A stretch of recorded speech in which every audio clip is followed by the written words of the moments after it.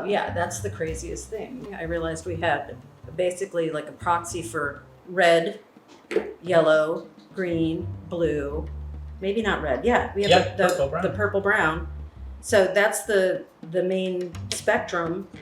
Green, I mean, it was sort of like all the color wheel things were there, but just kind of murky versions. I mean, it's really interesting how compatible they are. And also I think it's why they feel good in the palette at large, like the whole, the existing color palette that we have is because they're already part of the color wheel, even though they're neutral, which is excellent. These are actually versions of those colors. Sometimes, you know, somebody will do like a whole palette of nothing but like beiges and grays and tans, and there won't be that much distinction between them. But this, I mean, it's funny when I look at this and I don't really think of this as a neutral palette because it's got more pigment than what most people consider like 7 taupes as a neutral palette. So I guess part of it is just how you define what neutral actually is.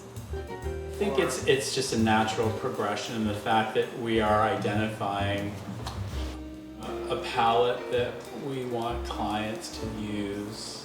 And I can be wildly unpoetic when it comes to color naming, especially when I'm working on them, because I don't really think of color in that metaphorical way. I think because when I'm making colors, it's really like I'm using tools, and the pigments are tools, and so it doesn't help me to have like a poetic name for what I'm using. That's actually kind of an afterthought.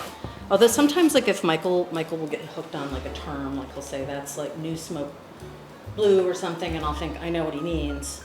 Like it might not be something I would say. But when I hear him say that, I have an image of what that means. So, I mean, that is actually kind of cool.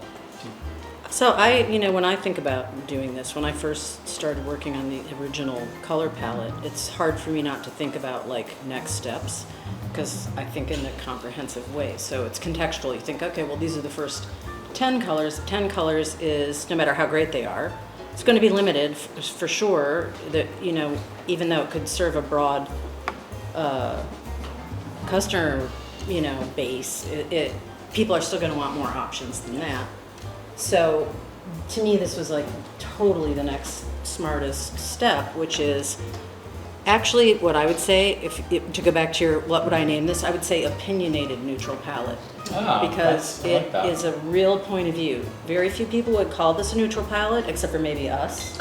Like that purple brown, most people would not think of that as a neutral color, but it functions as a neutral color in a lot of environments, especially, I think, on a light fixture.